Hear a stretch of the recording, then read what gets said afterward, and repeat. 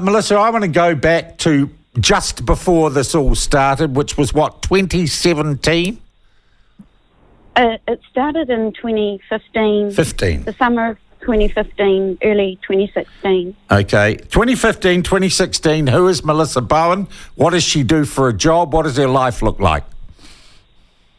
So I've had a career of almost 30 years in banking. I have 3 children at university at home with me. I've got a job at BNZ in an innovative area working with payments technology. Yeah. And, and life's pretty good, Melissa. Yeah. You're living the dream. Yoga, read. Yeah, I'm living in Epsom, Auckland, and having a good life. All right. Now and not that it's not a good and special, interesting and important story. Obviously, for reasons of time and brevity and some legal reasons, I don't want to go too deep into what you saw. But you saw some behaviours from people superior to you that really raised, with your 30 years experience in banking, some serious ethical concerns, right? It was the first time in 30 years in banking that I had been instructed not to take notes at a meeting. Whoa. That just never happens. Right. So the meeting was happening, but it wasn't really. Was that an internal meeting?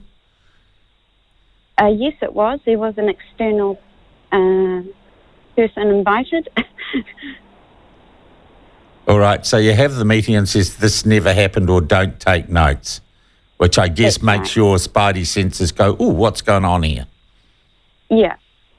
Mm-hmm. Okay. Was that all you saw that concerned you? No, there were numerous things happening and the picture was building. Okay. And this was of unethical or perhaps even illegal conduct by the bank you worked at? Absolutely. Okay. Has that subsequently been to court and been proven? There is a process in the High Court. Okay, so the action around that, and as I said, we want to be a little bit careful. Okay, you see that. Was your direct boss involved in telling you not to take notes?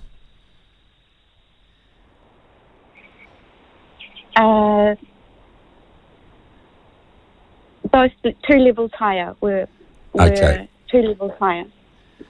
Okay, so what do you do, Melissa? Tell me the thought process you went through when you saw that. I knew something was wrong, and there had been some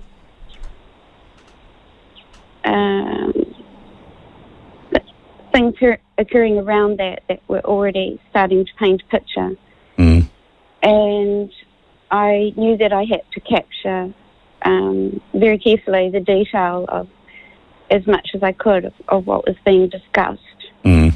And I actually did... take notes, as it were. Yeah. Good on you. All right, so you've got these concerns. You've got people up the command chain from you who seem to be the people you've got concerns about. So who do you go to discuss those very real and clearly subsequently proven to be valid concerns? Who do you go to?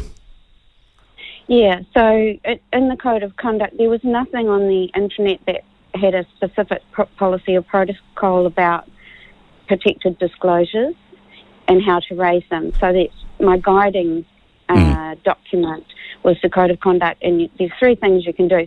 You can go to your direct line manager, you can go to your HR person, or you can call an 0800, what they call an integrity line.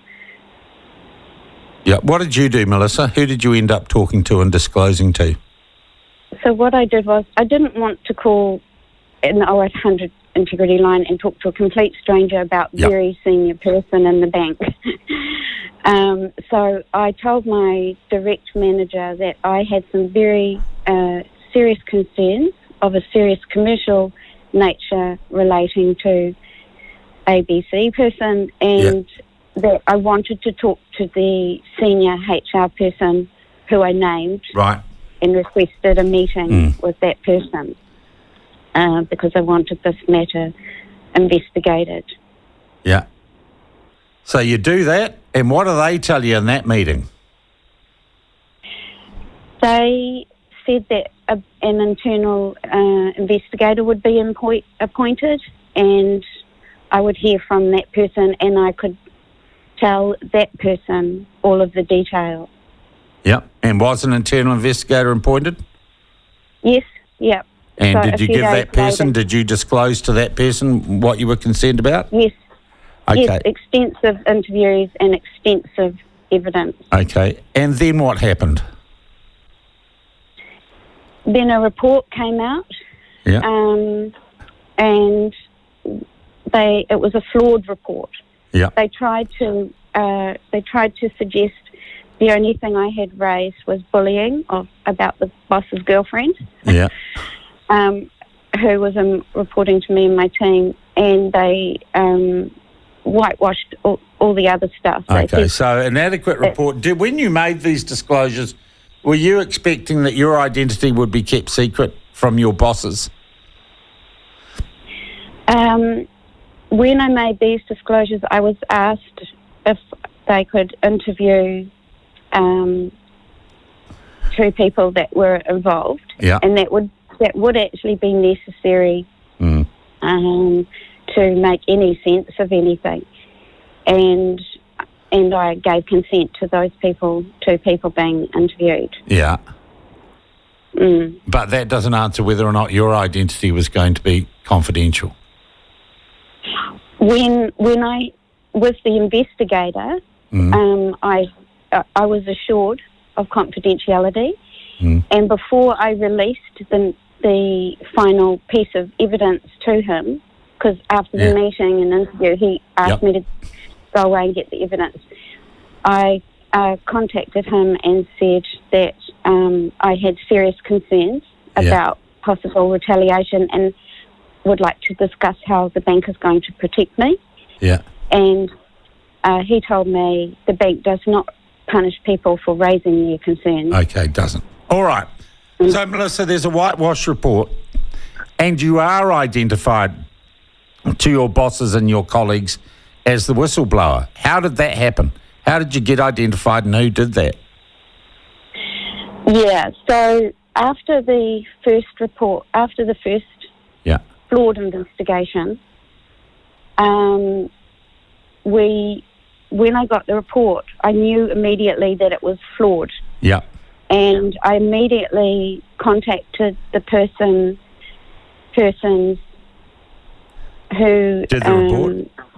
The head of HR and the head of and the person who did the report, and said, "This is flawed. I would like to escalate my concerns. I would like an objective investigation, both into the matters that I had raised, and also into the way that the investigation had been conducted." Yeah. And so what happened as an upshot of all that, Melissa?